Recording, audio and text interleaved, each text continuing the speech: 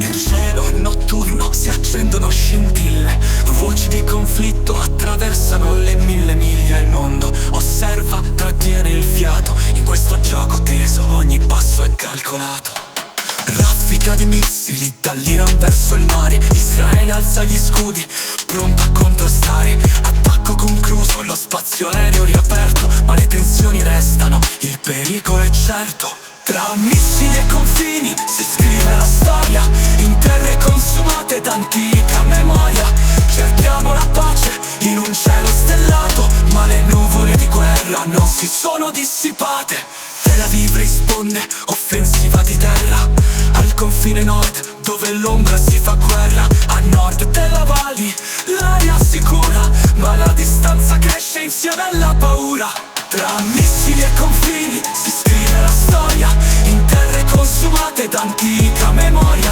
Cerchiamo la pace in un cielo stellato, ma le nuvole di guerra non si sono dissipate. Tel Aviv risponde, offensiva di terra, al confine nord dove l'ombra si fa guerra. A nord della Vali l'aria sicura, ma la distanza cresce insieme alla paura. Tra missili e confini si scrive la storia, in terre consumate d'antica memoria. Cerchiamo la pace in un cielo stellato, ma le nuvole di guerra non si sono dissipate. Non solo al nord lo sguardo si espande, raid in Yemen dove il conflitto si espande.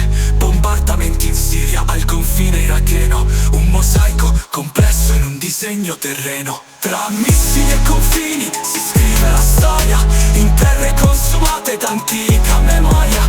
Cerchiamo la pace in un cielo stellato, ma le nuvole di guerra non si sono dissipate. Non solo il mare risponde, le nazioni trattengono il fiato. In questo ciclo eterno il futuro è segnato. Speriamo in un domani dove il sole sorgerà e sulle ali della pace l'umanità volerà.